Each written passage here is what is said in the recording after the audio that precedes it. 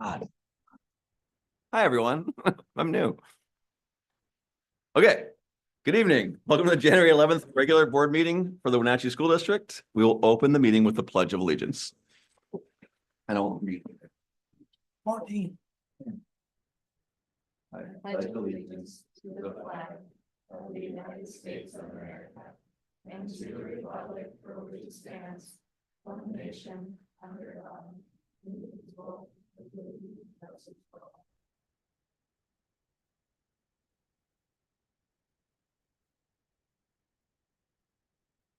I was just informed that it's actually the 14th and not the 11th. So big miss on my first agenda. Esta junta se lleva a cabo en inglés, pero contamos con servicio de traducción. Si alguien gusta hacer un comentario público o recibir explicaciones en español, por favor, indique su necesidad. All right, so we're now going to work through the agenda. Board, are there any proposed changes or modifications to the agenda? All right, hearing none. I'll now move on to the consent agenda. The items on the consent agenda were sent to the board and posted online last week. The board has had the opportunity to review the materials and ask the superintendent any questions they have had about items on the consent agenda. The consent agenda for this meeting includes the minutes for the December 20th regular board meeting, vouchers and payroll, personnel report, contracts, field trips, October financial report, December enrollment report, Wenatchee High School improvement plan, policies first read with non-substantive changes. Do I have a motion to approve the consent agenda? I'll move to approve the consent agenda as presented. Do you have a second? I second that motion. All right, it has been moved by Julie and seconded by Martin. Any discussion? I do actually, and Mr. President, do not worry. This is a freelancing experiment. Okay. Because I think we can talk a little bit about the consent agenda and to shed a bit more light on how the school board works and does, and that could be helpful to the community. So we approve contracts and purchases. And one of the things that's very strange to me is when the board selects the superintendent, they delegate administrative authority to the superintendent. But then it turns around and the board has to approve in the consent agenda every single penny on every voucher. And we do that. So I'm just going to say there are a couple, and we do review that, as you said earlier. So there sometimes are some quite big things in the vouchers. And for example, one is the approval of the project management consultant for the Wenatchee Valley Technical Skills Center project, $14 million state approved grant, and it is being paid for by that approved money. So that's one big one. And another one, the school district has huge tracts of land to mow, and I believe also snow removal will be done by these new tractors.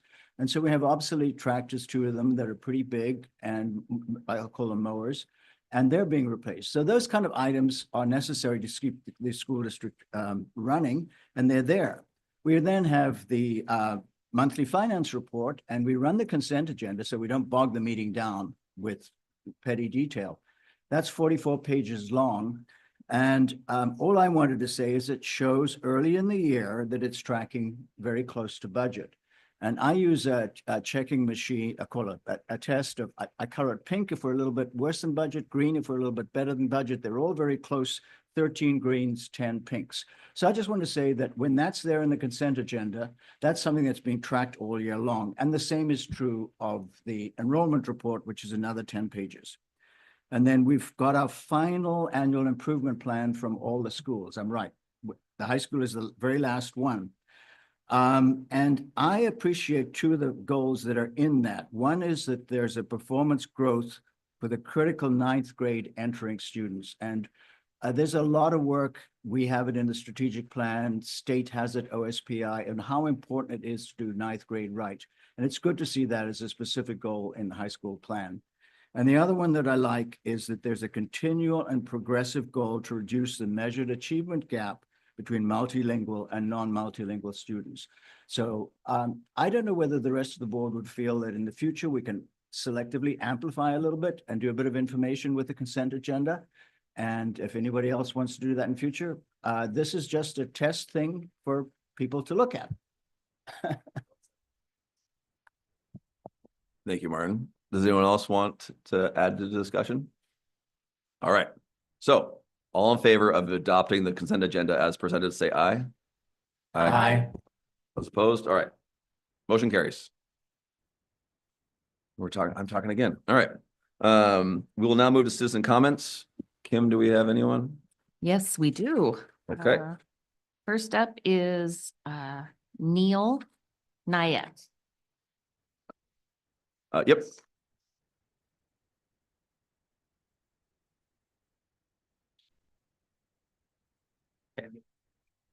Board members, my name is Neil Nyack. I'm here today to speak on the matter of Wenatchee High School Library. It is not my goal for you to enact monumental change. I only wish to make you aware of my concerns. So currently, our library is expansive with a pretty quality book selection, but in this past year, it has changed drastically. First off, we've removed the homework center that has supported many after school, and we have limited access to it. When I go to check out a book, something always gets in my way. I'm aware of the budgetary constraints, but not having a librarian seems like a basic, necessity. Whenever I do go to the library, the occasional teacher's aide is there only in presence. And when I ask them to check out a book for me, they can't log into the computer. When there are no TAs in the room, an adult will enter to notify me that I'm not even allowed to be in the library, even when I'm given permission from a teacher. We're told to come back in the second half of the day when there is supposedly someone present who can supervise us and check us out. And our results, an adult has only ever chased us out of the library and told us we can't really check out books, with or without a library pass. This seems incredibly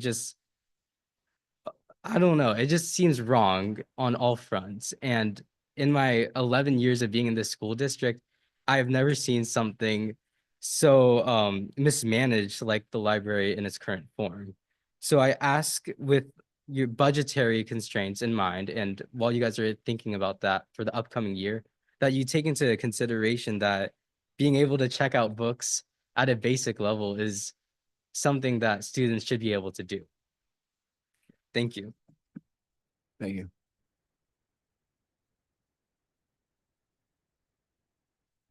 Kim, anyone else? Yes, Roxana Vanetta.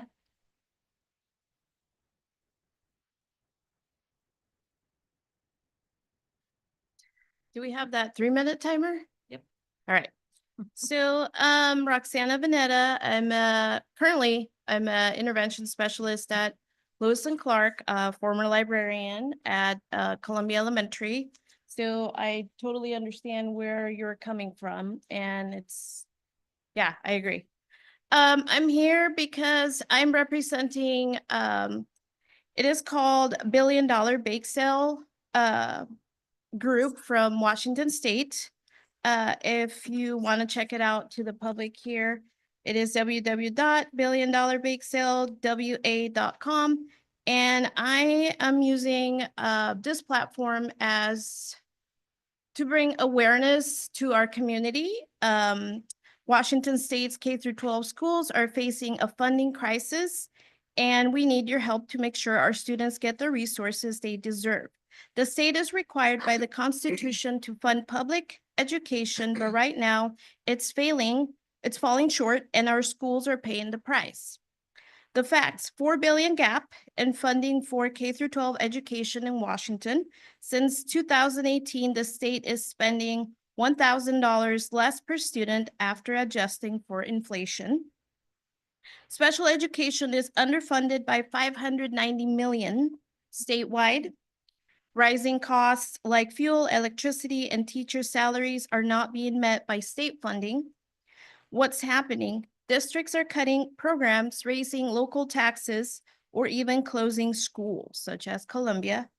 Our students, teachers, and staff need more to succeed, and it's time for our legislators to act. What can you do? And this includes our students as well. Call, email, or write your legislators to demand they fully fund K-12 education this session. Encourage your friends and neighbors to take action too. We need thousands of voices to make a difference. Let's hold our elected officials accountable for prioritizing education. Our children's futures depend on it. Thank you for standing up for our schools. And big shout out to a high school student who really is standing up for their right to read. And really, I think that's something that you guys as the board need to reconsider that, because that is so powerful that they need to be able to access that. Anyway, please make sure that if you're watching me at home, make sure that you check out billiondollarbakesaleva.com. Thank you. Thank you. All right, sounds like that's it. So we are now moving on to special presentations. So I will turn it over to Corey Calhart. Excellent. Thank you, everyone, for being here tonight. I want to welcome some visual arts students from Wenatchee High School, Emma and Ruby, to join us at the podium here. Over the past few months, we have been highlighting stories and experiences from programs that are levy funded. And as we reach the final weeks before our levy, we're continuing to do that. So we have some art students tonight, and I want to thank. I see Don Collins, our retired teacher here, which is great. So we appreciate that. And we have any of our other teachers with us tonight? They weren't able to make it. Okay, well, if we have some students who are prepared to chat with us, please come up to the podium and tell us your story. We appreciate you being here tonight, as well as our other students too. Thank you.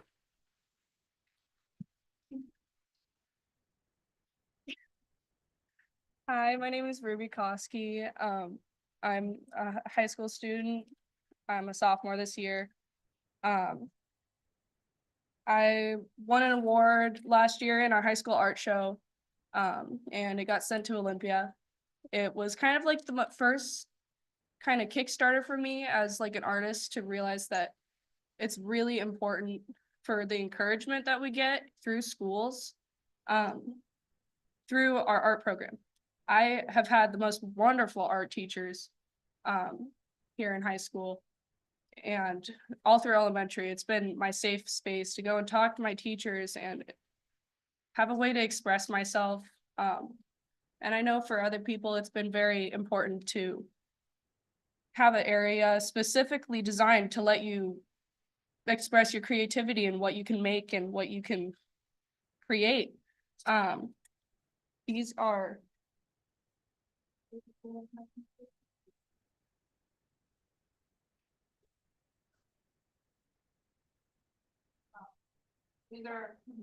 These are my original watercolors that I've taken to making after an assignment my teacher, Mr. Rumler, encouraged us to make, and he instantly saw that there was a chance to enter something, and he encouraged me to enter my piece into our art show, and that was the first Kickstarter for me as an artist to start my own art business this last year. And I've been selling prints and stuff ever since, and I've started my own business with my art after such a strong experience with my art teachers. Thank you. Thanks, Ruby. My name is Emma Hildebrand. Sorry. My pieces that I have today are from the Beauty and Bronze program. I started it first in elementary with my 5th grade piece, and it sort of kickstarted a sort of creativity spark for me to work with 3D modeling and all sorts of 3D work. This is a piece that I worked on last semester. My passion with art, such as 3D art, has exploded since I've been able to express my interest with these types of artwork.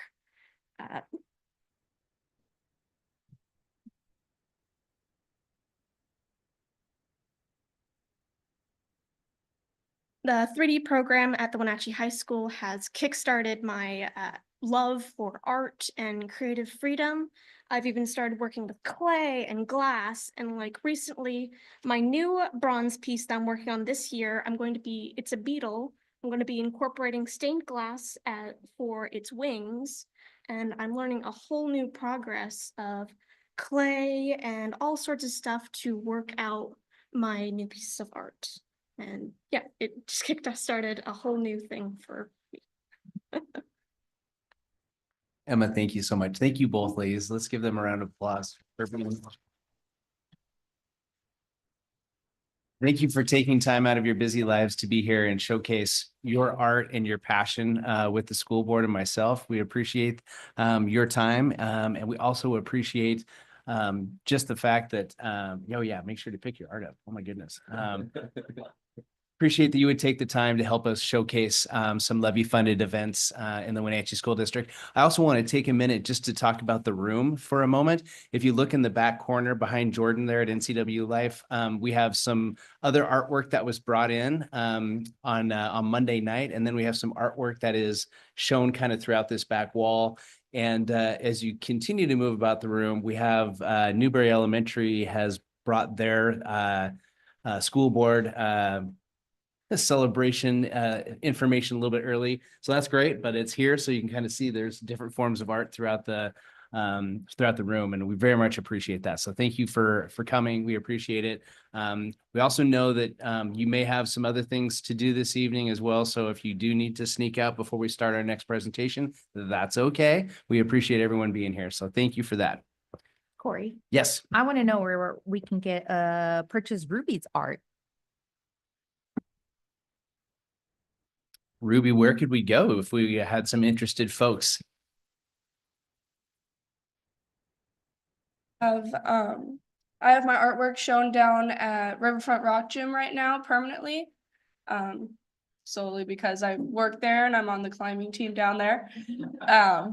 And I have such a wonderful community down there willing to support me of other artists and just close family, friends. I recently reached out to Kolchak Consignment out in Kashmir, and I got more of my art prints up there.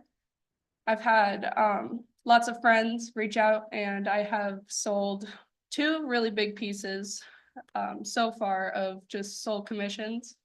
I do people's pets, and I've been able to have family photographer friends take really nice pictures of my art right off the bat and help me make PDFs of them in order to upload them onto websites and get them printed. And so right now I'm working on creating a website in order to have people online be able to come and buy them easily. So I have cards now that I'm leaving places for people to be able to reach out to me. Fantastic. Well, it sounds like you have any of those cards available tonight. I do not. Okay.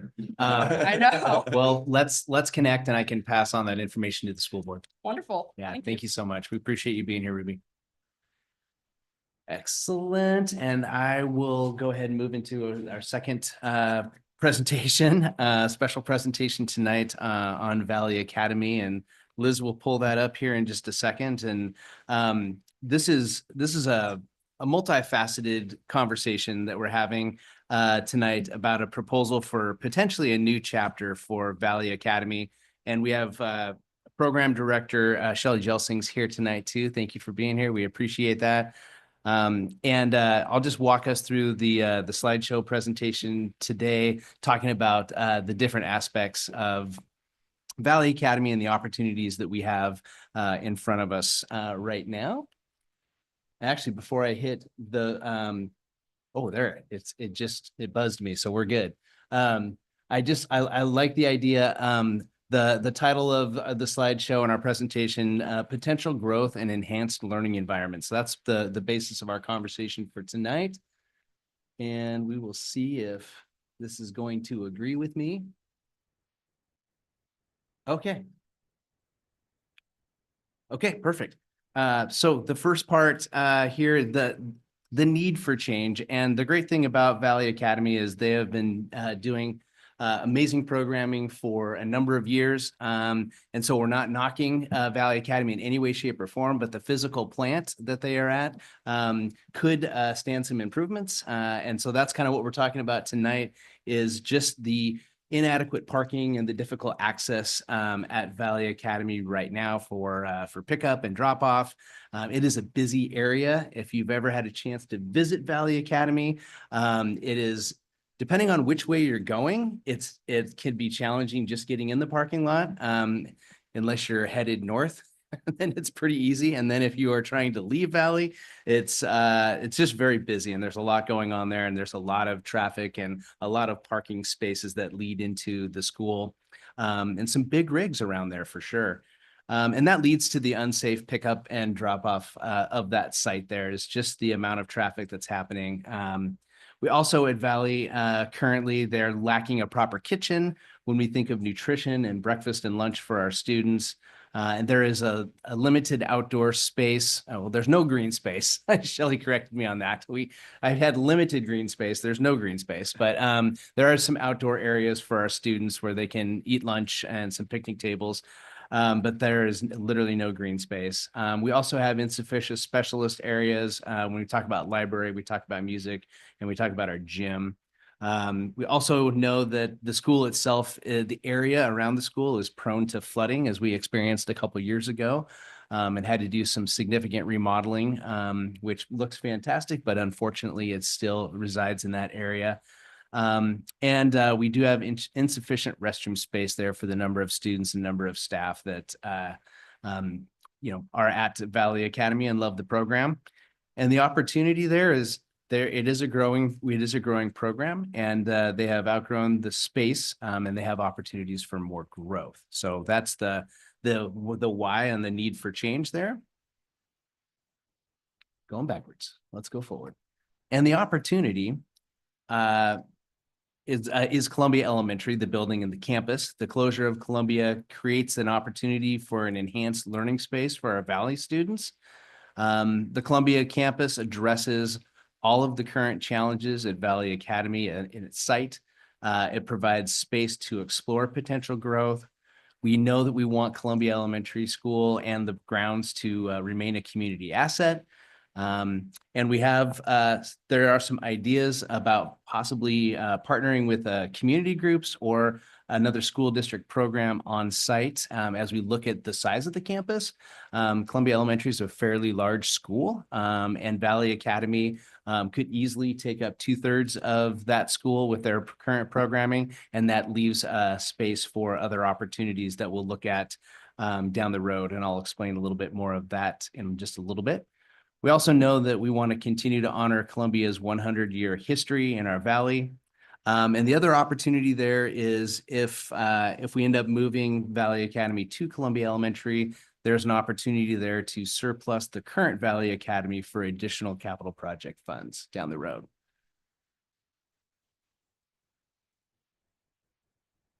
And then our next slide here is why move Valley Academy.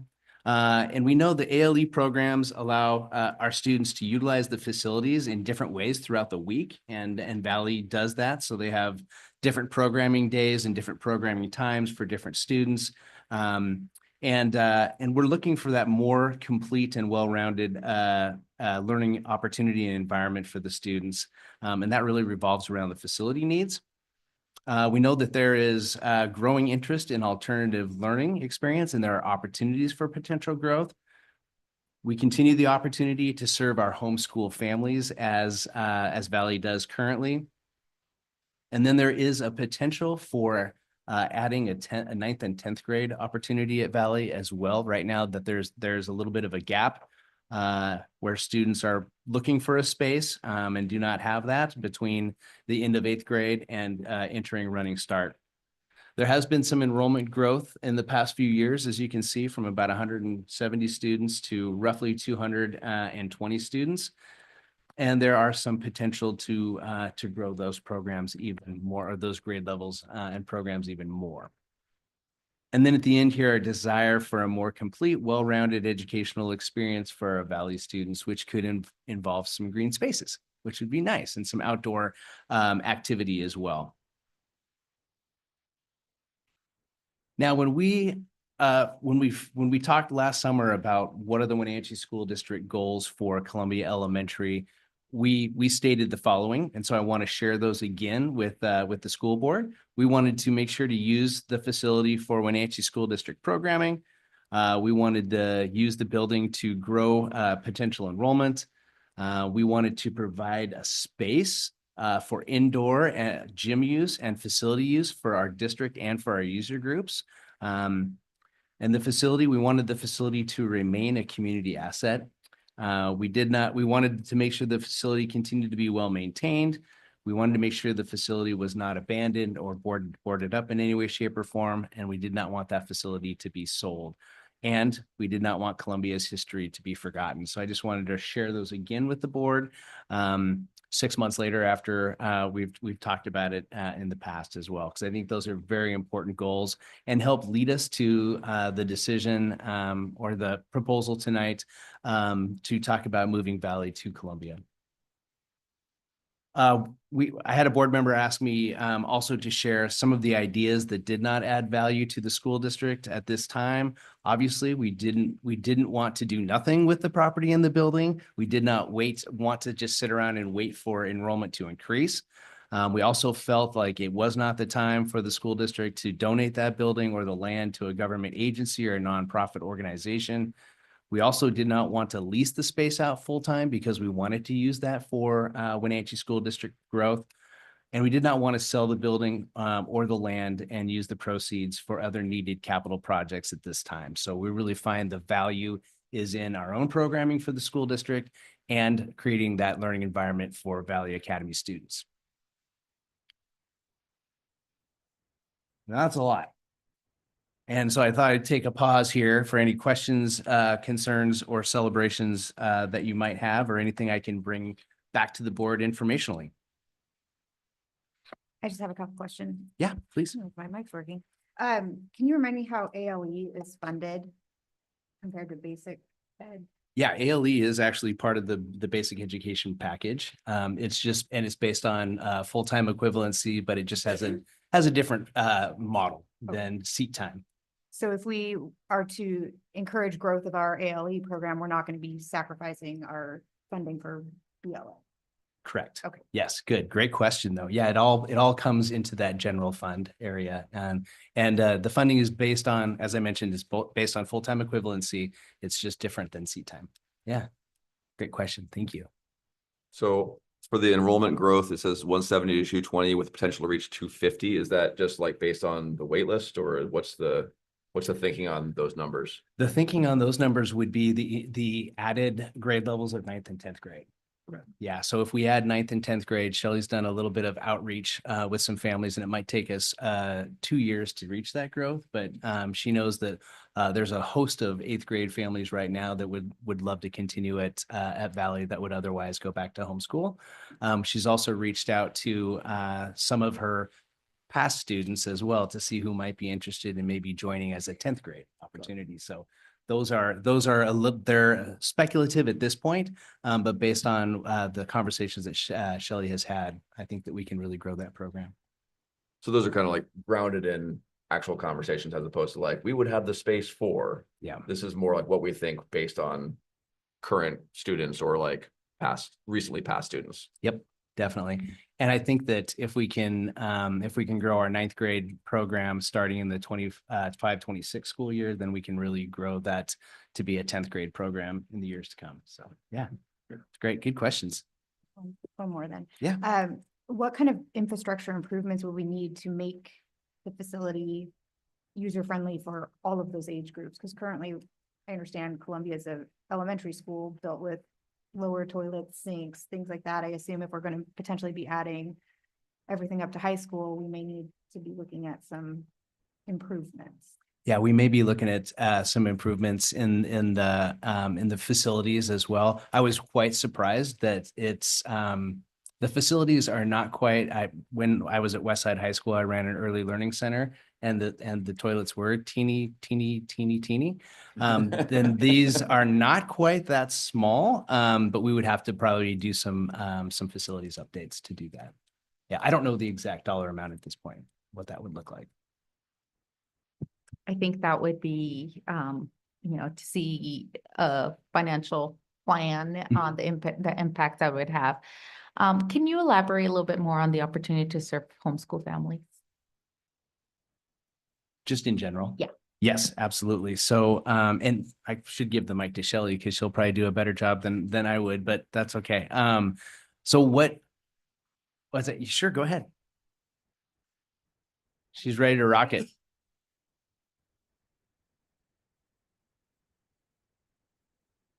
Prior to break, and I still just sound weird. I've come out sounding like Minnie Mouse. So I apologize.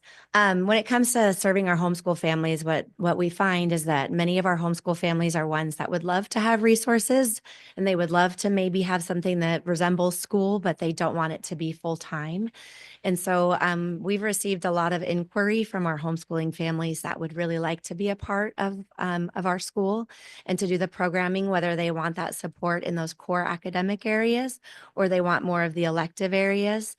They can be at Valley Academy up to 12 hours in building, and we have 28 hours on their learning plan. So they do some at home and some in person. So that's what a parent partnered program is we put those things together and we educate kids jointly. We have a certificated teacher that helps to explain the curriculums that they can use and the parents choose. And so we really just partner together to try and make sure that there's a full rounded education for our kids that are normally just homeschooled. And it has really proven to be a really successful program. We see a lot of really great growth. Our kids are able to attend a school, but not feel like they're in school all the time, 5 days a week. So it gives the parents a really great balance. It also helps to bring some of that funding into the Wenatchee School District that we normally would not receive because they would be traditionally homeschooled and not ones that are in our school. So that's why, as Corey was explaining that, that transition for a 9th and 10th grade, that's last FTE that we would have in the Wenatchee School District, not only in that 9th and 10th grade year, but also their junior and senior year. Because most of my students, even in the most recent survey, will be going to running start their junior and senior year. So if you have 10 kids that would be coming in as 9th graders, 10th graders, 11th and 12th, that's 40 really FTE that we're losing in their high school careers. So, And thank you. And what is the minimum hours?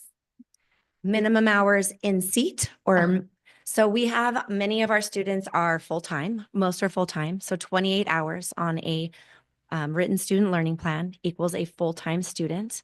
They can have up to 12 hours in person, but we have even down to 2 hours. Some of our students are there for 2 hours just for one core class or 2 elective classes, and then they do the rest of their classes at home. That is prescribed pretty much through a certificated teacher with approved curriculum.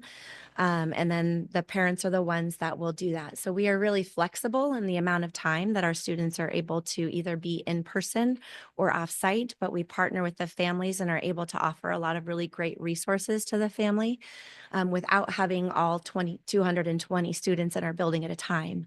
So that's how we've been able to make it work. So if I have a Monday, Wednesday cohort and a Tuesday, Thursday, I have some that come just in the morning, some just in the afternoon. I would kind of liken it coming from the traditional brick and mortar to, it kind of feels like college, kindergarten, first grade, second grade. They're in and out, high interest classes, things that they want to study, but that flexibility to do it either in person or at home and choose the subjects that the parents really want to have in the school building and the ones that they really want to focus on at home. Yeah. Thank you, Shelley. We appreciate you being here to answer those questions. Absolutely. And I'm totally welcome to sitting down with you guys and explaining our program.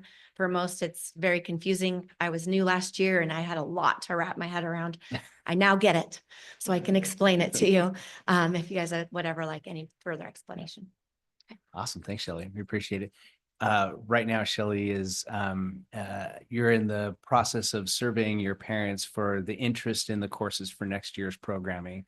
So some parents want Valley Academy to fill the need for their core classes, as she mentioned, and some families are like, we're there for the elective experience, so that we'll do the core classes at home and then we go to Valley to get those electives. So it's a good mix.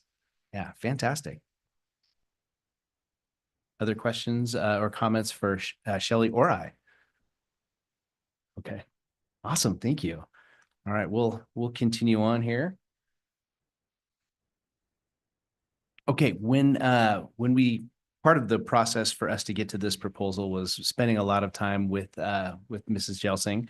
And I asked Shelley, what are the needs that Valley would have if it wasn't contained to the current facility or another facility. And so this is a list of what Shelley believes that her program needs to grow and be strong and vibrant. And so just looking at the list, we have 13 classrooms for their current K-8 programming. She's very interested in having safety vestibules because our current Valley Academy School does not. One thing we left off the challenges actually, so, but it appeared here. And then she would need 1 or 2 additional classrooms if we were going to add in the 9th and 10th graders next year, the coming years. They'd really love to see a dedicated art, music, and science rooms with sinks, safer drop-off and pickup areas, more student and staff restrooms. And I think that's interesting that we did talk about some of the concerns about restrooms at Columbia is it's a concern already and at the current location. So that's something that we need to look at and grow. And then playgrounds and green spaces just for outdoor activities and outdoor work and assignments. And she has a lot of creative teachers there that could do a lot with creatively with that space. Designated offices for the principal, the counselor, and the office managers, a library that has family space as well, because they have a host of the library at Valley includes a massive amounts of family curriculum for our families to check out and work with their students at home. So it's a vital need. They also would love to have a gym, a cafeteria, a proper kitchen, a staff lounge. Nurse's office would be a wonderful thing, and then storage for additional curriculum and technology as well. They hit everything, Shelley? Okay. Excellent. Yep. And so this is just this is an oversimplification of the work that would be necessary in order to move Valley, but it's a timeline that we have established here. Obviously, stakeholder communication would happen throughout this entire time frame. Some of the things have already happened. The summer of this last summer of 2024, there was deep cleaning of Columbia. In the fall, there was a lot of necessary repairs that had needed to take place, and there was some repainting that happened. In October, Mrs. Jelsing had stakeholder meetings with students, staff, and family members about the possibility of this opportunity. Here we are in January talking about the proposal with the board and sharing with the community. In February, we need to do a deeper needs analysis as well as a staff walkthrough. In March, we would be planning for classroom assignments, also planning for that potential 9th and 10th grade teaching opportunity. And this is all as all the normal things are happening at Valley too, as you're working in your schedule and programming for next year. June, it would be a time for our teachers to pack. July would be a time for us to move those materials to Columbia. August would be parent and student opening day communication, along with some unpacking and the school opening in late August. So as I said, it's oversimplification of a large, robust process, but just an idea of a timeline for people to kind of wrap their heads around that. Let's see here. Keep going backwards. The idea of what to do with that additional 1/3 of space. The idea here is that we would look to our community and to our school district and request proposals for a use of that space. And I don't have dates on here because the number one goal right now is to move Valley Academy and to do that well before we start looking at what the other space is going to be used for. But these are some of the steps of that process that we would need to take into consideration as a school district as we build out that timeline. So we're announcing an opening for community or district proposals for the remaining Columbia Elementary space, having that proposal window close, reviewing and processing the proposals, student safety obviously being of utmost importance. A lot of the community programs that have approach the school district, about partnering with the school district and Columbia Elementary. We would need to do some of the facilities work and remodeling that we've talked about, but we'd also need to talk about what separates the programs and how we either share space or we not share space. We separate space. So that's a big concern as we move forward with that.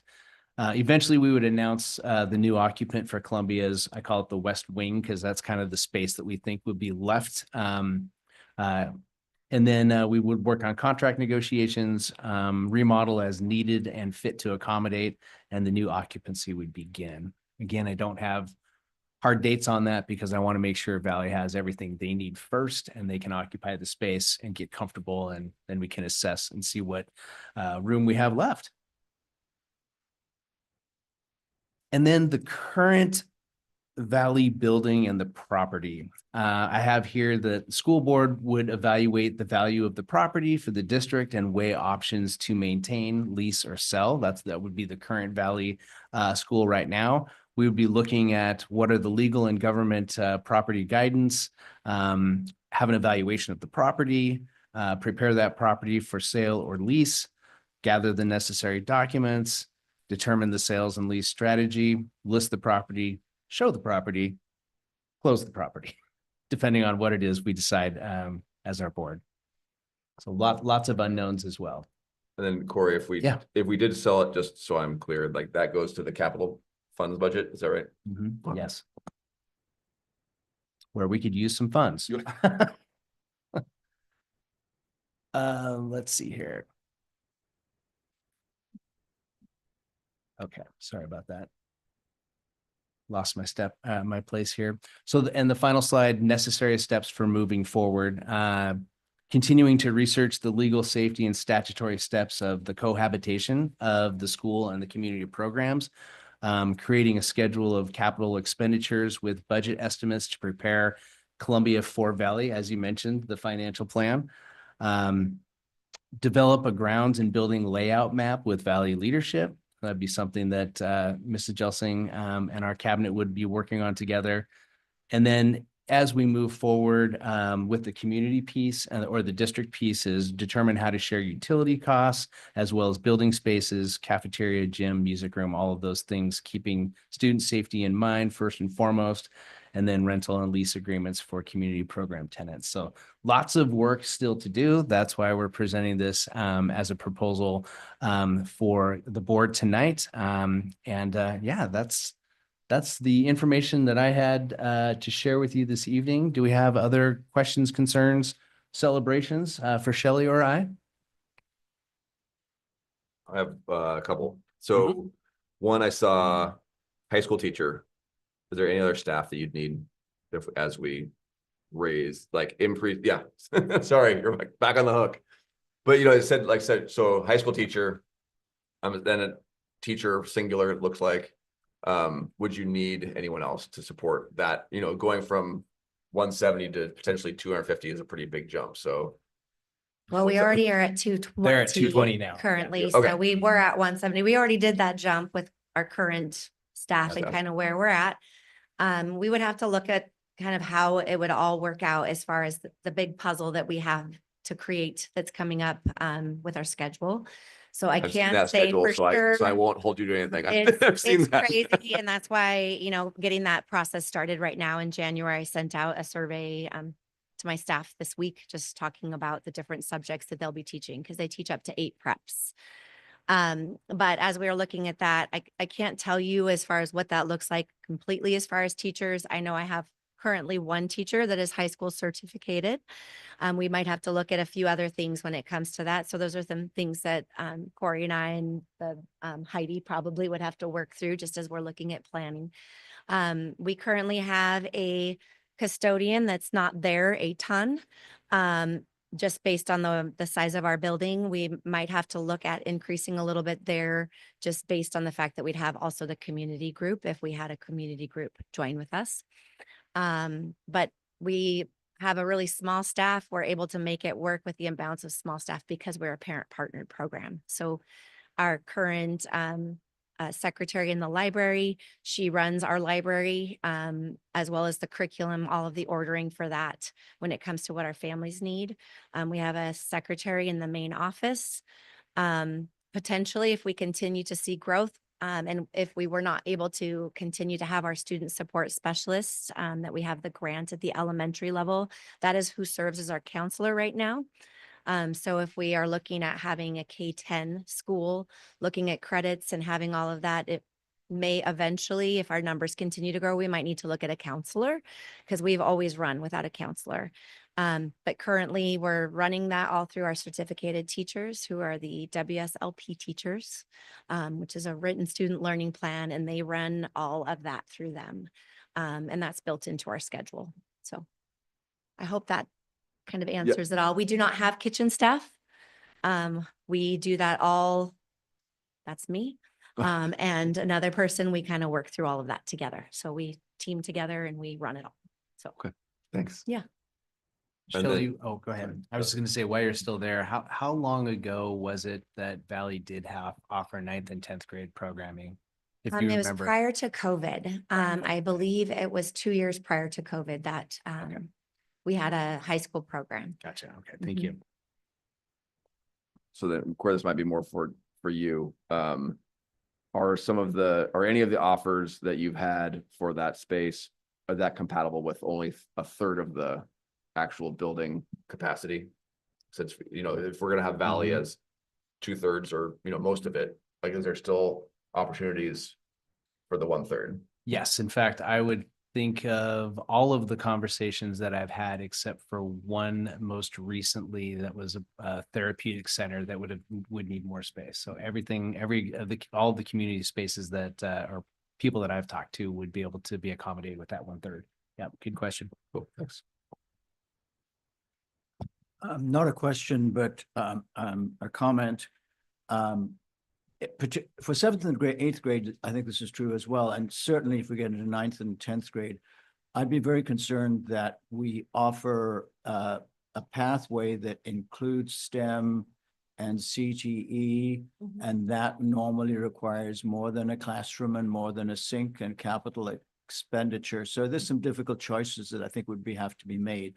So I just really wanted to have that as a really serious planning dimension that needs to be included, because I don't think we want to have STEM light going through the school district and have a facility that can either channel students to be able to cover the full spectrum. And I guess I'm pleased to see library included, because I think libraries and librarians are a key critical exploration resource. You've got a library. I would like to see full strength when you expand and have older students as well. So those are me wanting to see, you've got the words there. Let's make sure we plan deeply. Absolutely. We do focus a lot on STEM and STEAM activities, a lot of hands-on, a lot of science, a lot of math, a lot of robots and things like that at Valley currently. So that I would really anticipate that we would want to continue that. And hopefully channel and talk with CTE a little bit as well, so that we could really plan for high school and beyond with our older kids and continue that movement forward for them. So one thing I think, as we're considering this, maybe as part of the feasibility, it would be helpful to really see the cost breakdown of what kind of maintaining status quo and or doing a full lease of Columbia, because I agree. I mean, in theory, this sounds like it works really well, but when we're talking about closing one school to put a new school in it, and we're talking about it growing a school, there's going to be some costs associated with growing the school. So I want to make sure we've factored in the improvements it would take to the building, and then those few additions that, certainly we're not adding a whole elementary school to it, but the additional few staff and support services that would be needed as part of a growth plan for this school. Because as I understand, in their current space, although likely inadequate, they wouldn't necessarily be growing and have these additional needs. So there's going to be some costs. So making sure that we've offset the costs of growth. Because it may be that the analysis is better keep it where it is and do something wholly different with the Columbia space. But like I said, I mean, on paper, it makes sense. It seems like a good use of the space. I just want to make sure that we've got the full financial picture, given what we just went through and the reasons behind it. Absolutely reasonable. That sounds great. Thanks, Julie. All right, thanks, everybody. Thank you for the time. Shelley, thank you for being here tonight. I really appreciate that. There were some questions that only you could answer, so that was wonderful. And thank you to the board for our time. All right, so I think that moves through all of our special presentations. We're next on the agenda is reading through 4 different policies for the first read. Excellent. Let's dive into some policy. This is where our policy committee sits back and cracks their knuckles and say, let's go. I like it. No, we had some good conversation about our policies, and I think that the first one is it 4130?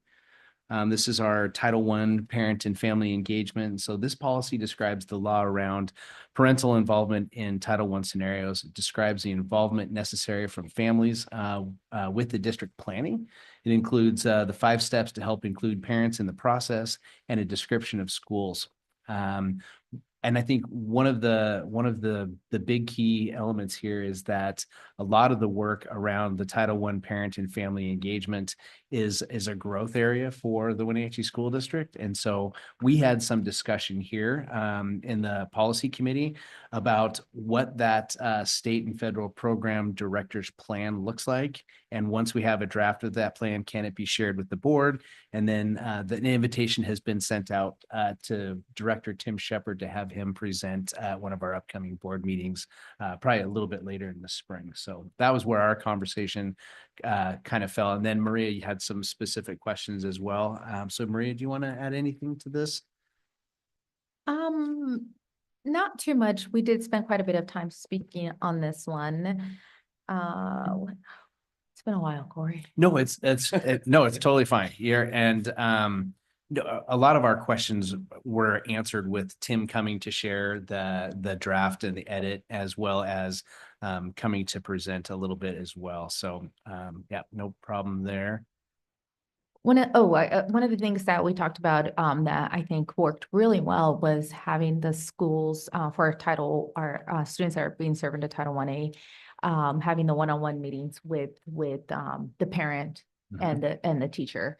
And so we know it was very instrumental in moving forward during COVID when we were doing remote learning. And so on the second page, on the third page, D3, if requested by parents was a strikeout. And so we want to continue to provide that opportunity. I think it's just a key factor in really getting to know our Title I students and some of the barriers and challenges that they face because they're all unique. So we requested to continue to provide that opportunity. Excellent. Miranda, did you have anything to add? No. Can I ask a question? And maybe this is duplicated then in what Maria just spoke to, but I noticed in B2, we've struck out the language opportunities to meet with teachers to discuss their child's progress will be made available. Is that because it was redundant down below? Okay, so that still is an option. Yep. Okay. It was just put in a different place. Thank you for recognizing that, though. Any other thoughts to share? Excellent. Okay, we'll move on to 3420, anaphylaxis prevention and response. This policy outlines necessary communication with families around allergies and the dangers therein. It also outlines how our school nursing staff can effectively treat cases of anaphylaxis. We had a discussion around what is the actual supply of the epinephrine auto injectors, and we also discussed some of the challenges therein, that our nursing staff does have some challenges getting those extra supplies, but what they are able to do is make sure that our students do have what they need to be in school and to be safe. But that was a little bit of our flavor of our discussion. Anything else from Maria and Miranda? Okay. Any other discussion? So are we going to remove or insert that language in paragraphs in subsection 6 that says insert the following language if stocking the undesignated injectors? We are gonna keep that language in there, because our goal is to have them stocked and in the hands. We're just, the last we heard is, the supply chain is about 6 months behind. So we're not there right now. So will we modify that first part though to remove the insert this language? Yes. And basically say if these are available, then this is, okay. Yeah, let's do that. Kim, can you make a note of that? Thank you. I saw there was another policy that had one of those insert this Yeah. language Uh-huh. things below. So I assume we're gonna, with our final policy, decide whether we're Yeah. inserting it or not. Yep, I appreciate that. Any other thoughts on the anaphylaxis? No? Okay, good eyes. Thank you.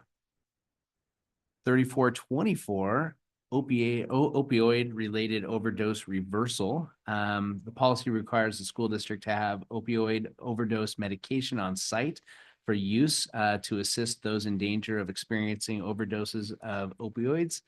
The policy outlines the personnel who may distribute the medication and the necessary training.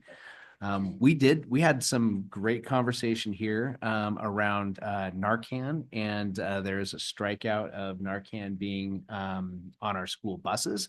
And so we did a little bit of research on that and found that OSPI does not recommend that our bus drivers carry Narcan due to the temperature fluctuations, because that can potentially make it not as useful. And also Washington State Patrol's limitations on what can be carried safely on school buses. And then we said, okay, well, if that is the case, could there be an opportunity for our bus drivers? Do they carry kits or packs or things like that where the Narcan could be used on that? And they do not. So at this point, we are not having that in the policy to carry Narcan on our school buses. We do know that if we are in a situation where we need first responders to help and support, that they do carry that with them. So it was a good discussion. Had a little homework there to take care of. And so that was good. But other thoughts from our policy committee team?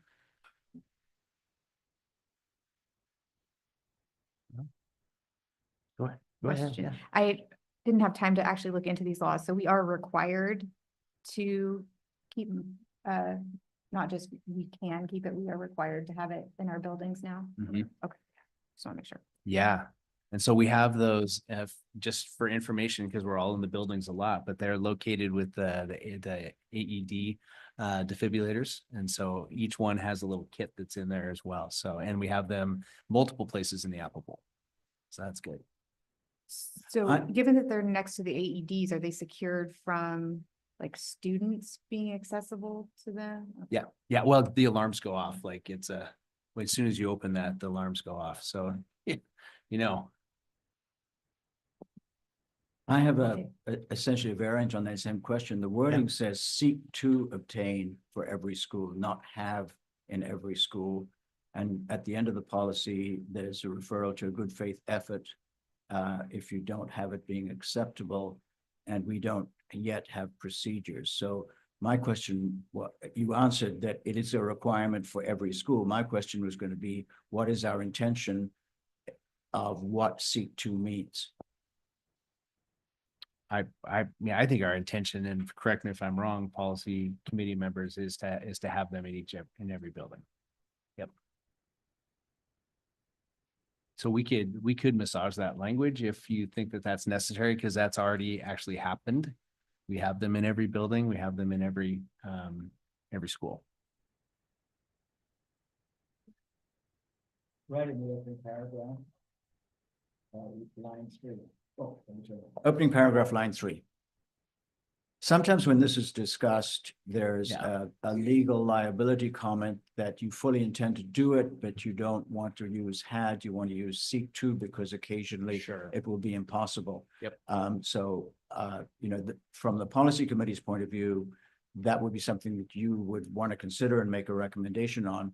My question was more directed as to what our intention is. Yeah. Our intention is to have it in every building. That's a good catch. I would be okay with removing it. My only hesitation would be if there is ever a shortage on like the epinephrine pens. We are making good effort at all costs to make sure we have them. And I don't know if we'll seek to obtain with, because we are required by the RCW to maintain, but if in the case that they're in high demand or backorder or whatnot. Right. Yeah, I don't know that I would change seek to, or maybe I'd modify it, because I don't want to say something so conclusory as we will have it in every store, because there very well could be a shortage, especially if you, God forbid, had to use one Right. one day and then the next day you don't have one available. It's, so I would like to leave a little bit of wiggle room in there. Maybe we can say something that clarifies that absent, supply issues or whatnot, we will have these available, but if we need that kind of commitment, but otherwise at least. Because now I'm a little torn between leaving seek to in there if we are required to have these, but I also want to leave some flexibility. So if there are some issues, so I don't know if that needs a little. Another option would be to use seek to, but write the procedure in a Yeah. more definitive form. Mhm.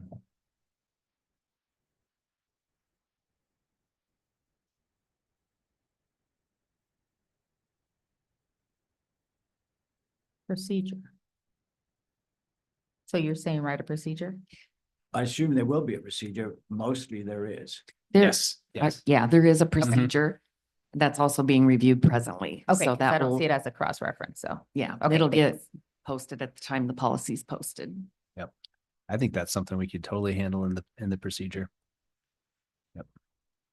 Excellent. All right.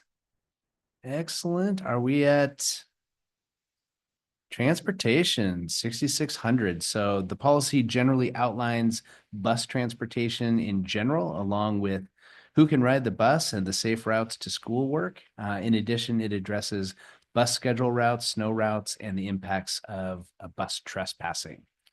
And I don't have any notes on us spending a lot of time here. I think we just moved that one forward.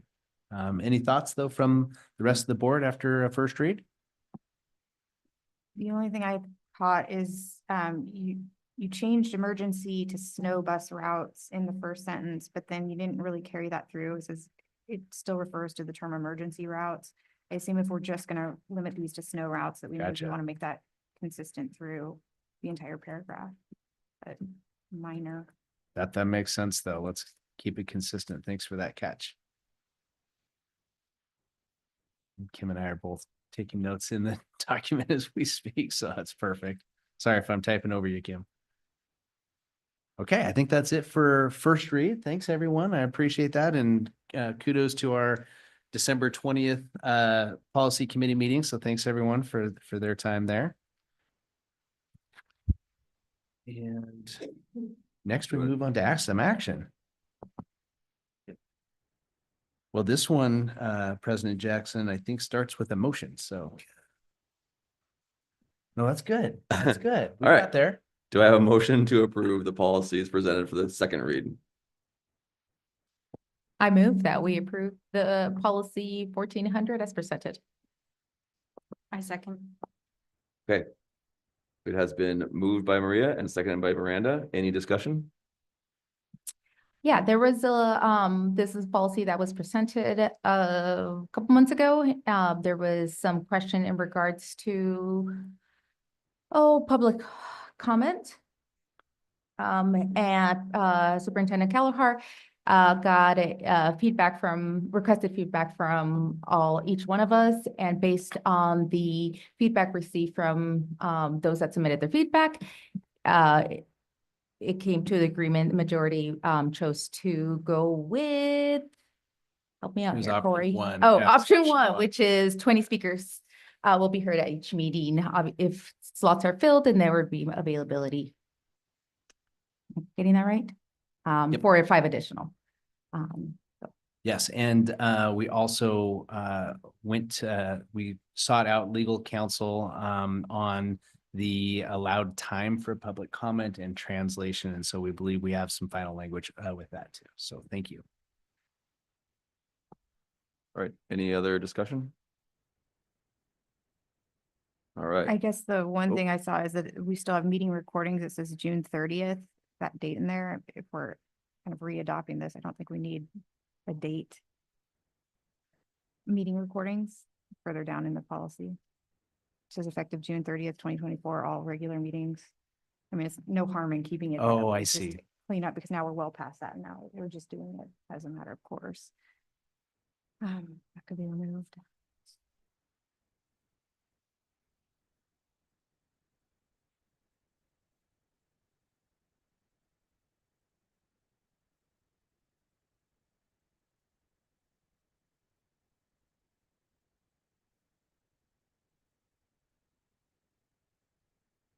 So all in favor of adopting the policies? I mean, do we need to, do we have to make that official now, or is that before we adopt if we're gonna pull the June 30th date out, do we have to move to amend the policy to exclude that date?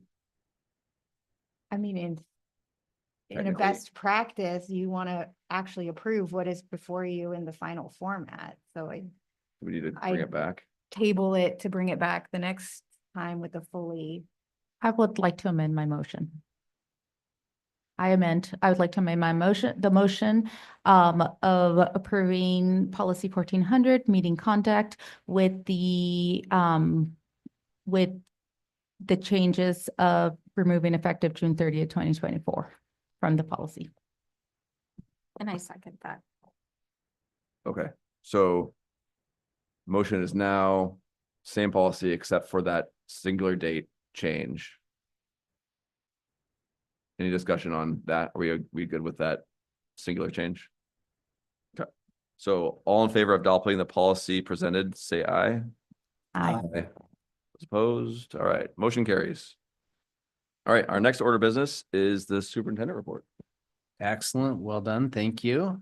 Just a levy update. Diana and I have been very busy with levy presentations, and it has been super fun and very enjoyable just getting out and enjoying our community and the school district. We're heavy into the levy campaign. And like I said, we're enjoying the process. This last week, we saw our technology department here in the district. We saw our transportation department here in the district. We went to the Kiwanis Club. We also went to Downtown Rotary. And then I was on Cafes Un Bien Consejo, and it was all about the levy. And then we got to visit some soccer happening at Foothills Sunday morning, and so that was great. And then this week, this is just in these 2 days, we had KPQ interview. We had hung out with our athletic boosters last night, along with some band boosters and some coaches.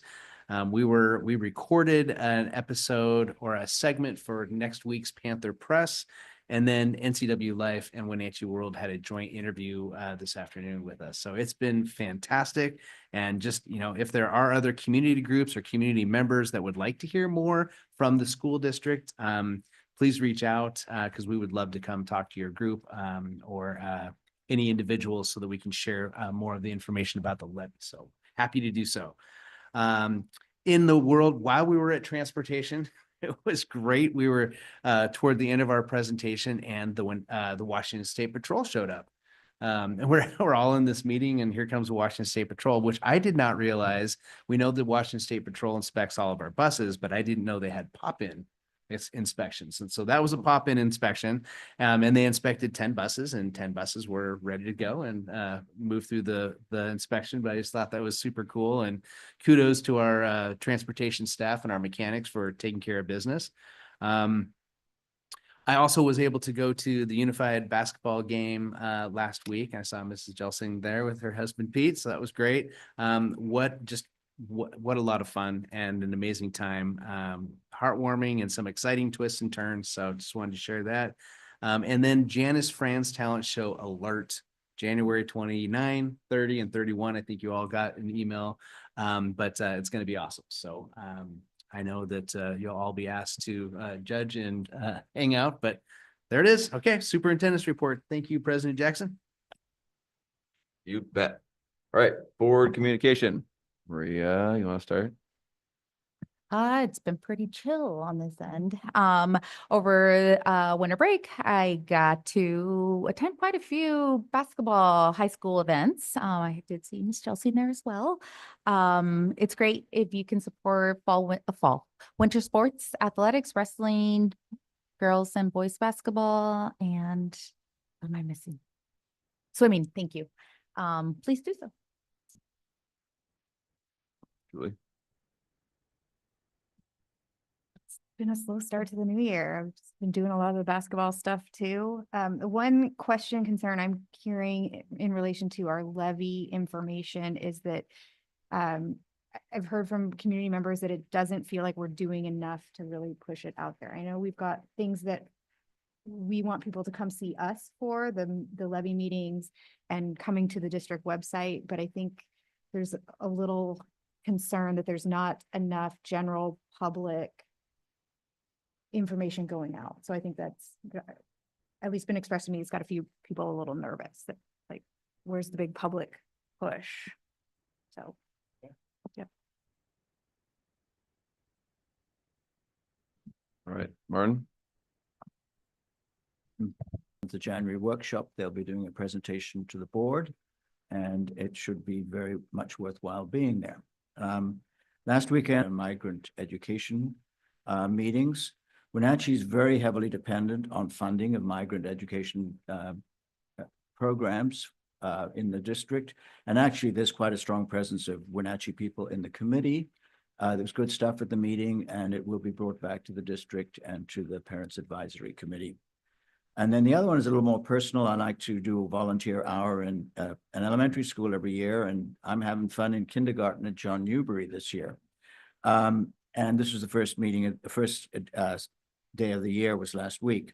So we hear a lot about the challenges of children starting kindergarten, underprepared for literacy and what it's like. But what I see and hear, and I do very advanced word, letter, and sound identification exercises with small groups of students, but using the resources and systems that have been chosen by the district, it's extremely encouraging what I see in that classroom. And the students' progress and their attitude impresses me. So I just wanted to share that with people because I think that's a very high concern. I talked about ninth grade earlier, but we talk about kindergarten preparedness, but so some pretty good stuff happening. I got the look. So the Jan's Friends talent shows the 28th, 29th, 30th. I went back and checked that email. Yes. And so pretty slow start. This last weekend, I had the opportunity to go to the legislative conference to start before prepping for the long session that started this last Monday. And it was really informative, lots of new things, a lot of individuals moving around in different positions. And I was given the opportunity, and I will be testifying on Senate Bill 5186. Yes, and that is regarding for making the bond a majority vote. So that will be on Thursday from 10:30 to 12:30. So that will be very exciting in itself. And so I'll be testifying actually on behalf of the Wenatchee School District in favor for that Senate bill. So, yeah. Sorry, I don't want to take the thunder away from the board president, so I'll let you go last. Oh, okay. One of the things that that we've been working on in the higher ed world is the keep Washington. Oh God. Keep Washington Working Act. And I don't know if the school district or our school district or K-12 in general is, because we do have SROs that work in our buildings. And I would like the district to kind of look into how that act, it was enacted in 2019. And it's in regards to protection of our undocumented students and families. And basically in the higher ed world, and I would imagine K-12 as well, it comes down to what trainings regarding to what staff information can release for compliant, et cetera. So if we can, as a district, look into that and how it's implemented at the K-12 level.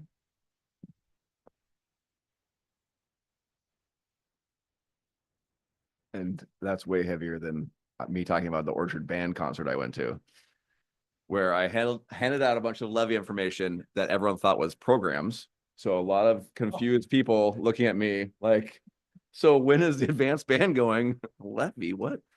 But super great to see the kids going from our first concert, which was very squeaky for beginning band, to a lot of improvement. So it was really cool to see the kids at the high school on the big stage doing really good work. And then I will also say I've been meeting with some of the principals, and there's more. See you later. And thank you for your time, principals, because I know it's busy, and it's been great getting everyone's perspective. So that's what I got. All right, anything else? Meeting adjourned. It's science stuff. So exciting.